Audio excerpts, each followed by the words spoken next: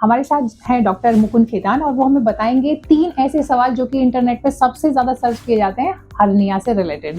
जी doctor साहब, पहला सवाल ये है, हर्निया होता क्यों है? हर्निया देखिए, हर्निया बचपन में भी होता है, जवान मंचों को भी होता है और बूढ़े लोगों को भी होता है। बचपन वाला जो हर्निया होता है वो पैदाइशी हर्निया होता है।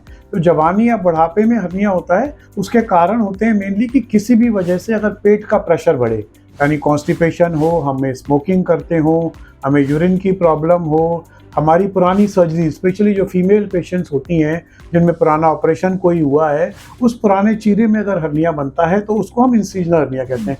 तो ये कुछ कारण हैं जो पेट के प्रेशर को बढ़ाते हैं या दीवार को कमज़ोर करते हैं, जिनसे हर्निया बनता है। जी।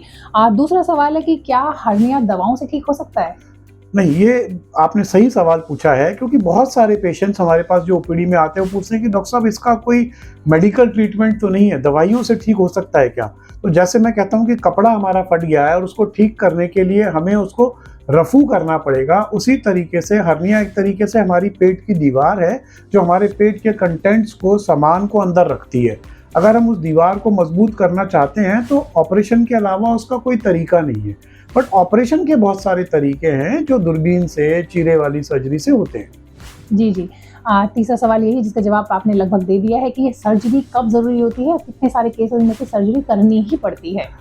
अमूमन सर्जरी के कुछ इंडिकेशंस होते हैं, जैसे कई बार हर्निया पैदाइशी हर्निया होता है, वो अगर छोटा हर्निया है तो वो अमूमन 1 साल की उम्र तक 50% मरीजों में ठीक हो जाता है। या कई बार छोटा हर्निया जवान पेशेंट्स में बिकॉज ऑफ मसल वीकनेस हो रहा है, उसमें हम सिम्प्टोमेटिक हर्निया को ट्रीट करते हैं। सिम्प्टोमेटिक का मतलब है जिन मरीजों को उस हर्निया से तकलीफ हो रही है, दर्द हो रही है या पेशाब में दिक्कत है, कब्ज है, कुछ और परेशानी है या स्वेलिंग बहुत ज़्यादा बढ़ रही है, उन मरीजों को हमें ऑपरेट करना चाहिए। बट जो चीरे वाले हर्निया, जिनको हम इंसिजनल हर्निया कहते हैं, पुराने ऑपरेशन की जगहों पे जो हर्निया होते हैं, उन हर्नियाज में हर्निया के फंसने के चांसेस सबसे ज़्यादा होते हैं।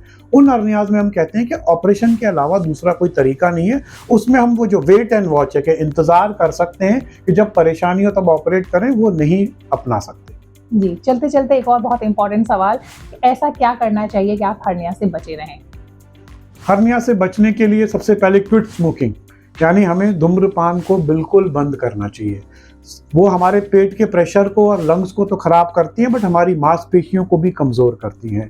दूसरी चीज़ है कि हमारे को कॉन्स्टिपेशन, यूरिनेशन, जो हमारी दिनचर्या की चीज़ें हैं, उनको अगर हम ठीक रखें।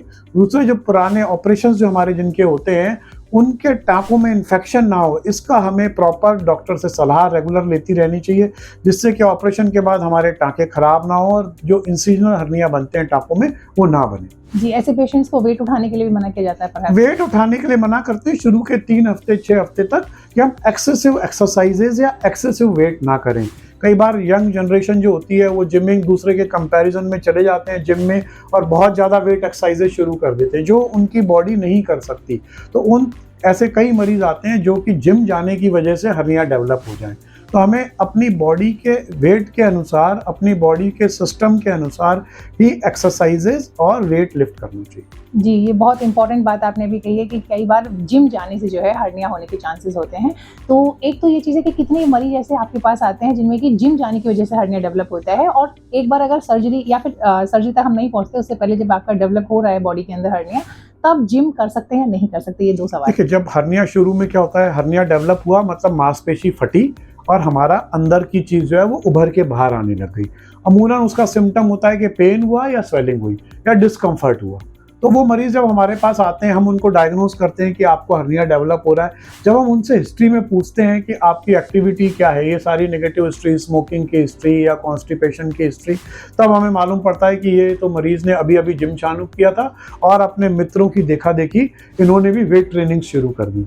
तो weight training should be gradual, under guidance होनी चाहिए किसी न किसी जिम ट्रेनर के अंडर, और आपकी बॉडी जिसके लिए बनी है। मेरा अगर सेडेंट्री वर्कलोड है, सेडेंट्री काम है, तो मैंने कोई बहुत सारा वेट लिफ्ट करके नहीं करना है। तो इन सब पेशेंट्स को बनती है, कॉमनली हर्नियाज बन जाते हैं यंग जनरेशन में। जी, और जिनका हर्निया ऑलरेडी है तो उनको क्या जिम बिल्कुल अवॉइड करनी हाँ, चाहिए? जिनको हर्निया है उनको जिम में अवॉइड करना चाहिए, बट जिम में वेट ट्रेनिंग अवॉइड करनी चाहिए।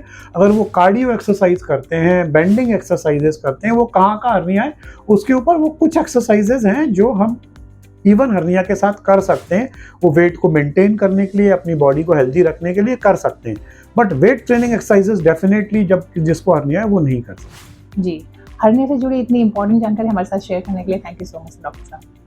Thank you ji.